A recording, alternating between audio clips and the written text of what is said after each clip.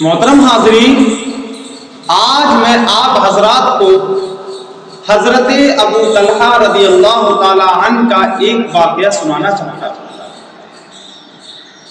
کہ حضرت ابو طلحہ رضی اللہ تعالی عنہ نے اپنے مہمان کی کس طریقے سے مہمان نوازی کی، کس طریقے سے اپنے مہمان کو کھانا کھلایا۔ ایک مرتبہ کا واقعہ ہے، نبی کریم صلی اللہ تعالی علیہ وسلم مسجد نبوی کے اندر تشریف فرما ہے۔ مسجد نبوی کے اندر صحابہ کے درمیان بیٹھے ہوئے، اچانک ایک مہمان آتا ہے۔ نبی کریم صلی اللہ تعالی علیہ وسلم اپنی تمام بیویوں سے پوچھتے ہیں، یہ بتاؤ کہ اپنے گھر کھانے کے لیے کچھ ہے؟ تمام بیویاں جواب دیتی ہیں، یا رسول اللہ صلی اللہ تعالی علیہ وسلم اس وقت ہمارے یہاں پر کھانے کے لیے کچھ نہیں۔ یہ سن کر نبی کریم صلی اللہ تعالی علیہ وسلم اپنے صحابہ سے ارشاد فرماتے ہیں، اپنے صحابہ سے کہتے ہیں کہ اے میرے صحابہ، بتاؤ اس مہمان کی مہمان نوازی کون کرے؟ حضرت ابو طلحہ رضی اللہ تعالی عنہ کھڑے ہوتے ہیں اور عرض کرتے ہیں، یا رسول اللہ صلی اللہ تعالی علیہ وسلم، اس مہمان کی مہمان نوازی کرنے کی ذمہ داری میں لیتا ہوں، اس مہمان کو اپنے گھر میں لے جاتا ہوں۔ نبی کریم صلی اللہ علیہ وسلم ارشاد فرماتے ہیں، ٹھیک ہے، اس مہمان کو اپنے گھر تم لے جاؤ اور اس کی اچھے طریقے سے مہمان نوازی کرو۔ جب حضرت ابو طلحہ رضی اللہ تعالی عنہ اپنے گھر پہنچتے ہیں تو دیکھتے ہیں کہ ان کے گھر اتنا کھانا نہیں ہے جو مہمان کو کھلا سکتا ہے۔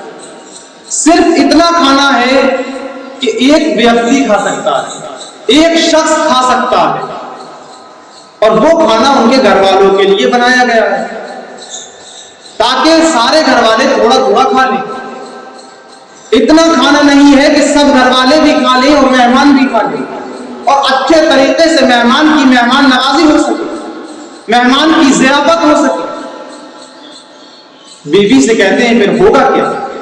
میں نے تو نبی کریم صلی اللہ تعالی علیہ وسلم سے اس بات کا عہد لیا ہے، اس بات کی ذمہ داری لی ہے کہ یا رسول اللہ صلی اللہ تعالی علیہ وسلم، اس مہمان کی مہمان نوازی میں کروں گا،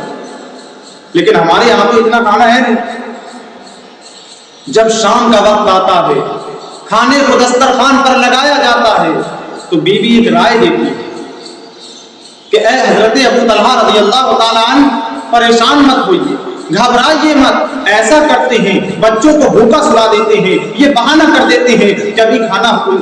تیار ہونے میں وقت لگے گا، یہ کہہ کر بچوں کو ایسے ہی سلا دیتے ہیں، اور جب مہمان کھانا کھانے کے لیے بیٹھے گا، جس وقت مہمان کھانا کھانے کے لیے دسترخوان پر حاضر ہوگا تو ہم یہ کریں گے کہ جو چراغ جل رہا ہے اس کو بجھا دیں گے، اور اندھیرے میں ہم اس طریقے سے مہمان کے ساتھ کرتے رہیں گے کہ اس کو یہ لگے کہ ہم لوگ بھی اس کے ساتھ کھانا کھا رہے ہیں۔ ہم بھی اسی طریقے سے بہانے سے ایک کھانا کھانے کا بہانہ کرتے رہیں گے، نوالا منہ تک لے جاتے رہیں گے، یہ بہانہ کرتے رہیں گے کہ ہم بھی کھانا کھا رہے ہیں، لیکن ہم حقیقت میں کھانا نہیں کھائیں گے۔ جب ہم اس طریقے سے کریں گے تو مہمان کا پیٹ بھر جائے گا، اور ہم نے جو نبی کریم صلی اللہ علیہ وسلم سے وعدہ کیا ہے کہ ہم اس مہمان کی مہمان نوازی کریں گے، وہ وعدہ بھی پورا ہو جائے گا۔ بلاخر مہمان دسترخوان پر کھانا کھانے کے لیے حاضر ہوتا ہے۔ صحابی رسول حضرت ابو طلحہ رضی اللہ تعالی عنہ بیٹھتے ہیں، ان کی بیوی بیٹھتی ہے۔ جب مہمان کھانا کھانے کے لیے بیٹھتا ہے تو ان کی بیوی بہانے سے چراغ کو بجھا دیتی ہیں، اور دونوں گھر والے، دونوں میاں بیوی اس طریقے سے بہانہ کرتے ہیں جیسے کہ یہ بھی مہمان کے ساتھ کھانا کھا رہے ہیں۔ مہمان یہ دیکھ کر کھاتا رہا کہ یہ لوگ بھی میرے ساتھ کھانا کھا رہے ہیں، یہاں تک کہ مہمان کا پیٹ بھر گیا، مہمان سو گیا اور صبح کو اپنے گھر چلا گیا۔ اس طریقے سے حضرت ابو طلحہ رضی اللہ تعالی عنہ نے اس مہمان کی مہمان نوازی کی۔ جب حضرت ابو طلحہ رضی اللہ تعالی عنہ صبح کو اس مہمان کی مہمان نوازی سے فارغ ہونے کے بعد، اس مہمان کو کھانا کھلانے کے بعد رات ہر فاقے سے کاٹنے کے بعد حضرت نبی کریم صلی اللہ تعالیٰ علیہ وسلم کی بارگاہ میں حاضر ہوتے ہیں اور عرض کرتے ہیں یا رسول اللہ صلی اللہ تعالیٰ علیہ وسلم، رات کو میں مہمان کو کھانا کھلانے کے لیے لے گیا تھا، میں نے اس مہمان کی مہمان نوازی کر دی۔ نبی کریم صلی اللہ تعالیٰ علیہ وسلم حضرت ابو طلحہ رضی اللہ تعالیٰ عنہ کی اس فعل کو، اس کام کو اتنا پسند فرماتے ہیں، کہتے ہیں ابو طلحہ رات جو تم کھانا کھانے کا ناٹک کرتے رہے، کھانا کھانے کا بہانہ کرتے رہے اور مہمان کو یہ باور کراتے رہے، مہمان کو یہ احساس دلاتے رہے کہ تم بھی کھانا کھا رہے ہو، مہمان نے پیٹ بھر کے کھانا کھا لیا، اے ابو طلحہ اللہ کو تمہاری یہ ادا اتنی پسند آئی ہے کہ اللہ رب العزت تمہاری اس فعل سے خوش ہو رہا۔ اب ذرا سوچو کہ پہلے کیسے کیسے لوگ تھے، اللہ کے کتنے کتنے مقرب بندے تھے کہ خود پر دوسروں کو ترجیح دیا کرتے تھے، خود فاقے سے سو جایا کرتے تھے، رات بھر فاقے سے کاٹ دیا کرتے تھے،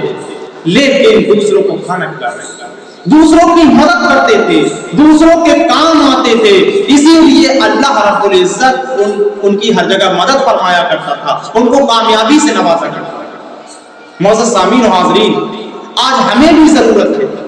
کہ ہم بھی زیادہ سے زیادہ اپنے مہمان کی مہمان نوازی کریں، لوگوں کے ساتھ اچھا سلوک کریں، محبت سے پیش آئیں، نرمی کا برتاؤ کریں، کیونکہ زندگی بہت مختصر ہے۔ ہم اپنی زندگی اس طریقے سے گزاریں کہ کبھی بھی ہماری زندگی میں کسی کو بھی ہماری طرف سے تکلیف نہ ہو۔ اللہ رب العزت سے دعا ہے کہ اللہ رب العزت ہم سب کو نبی کریم صلی اللہ تعالیٰ علیہ وسلم کی سیرت پر چلنے کی توفیق عطا فرمائے۔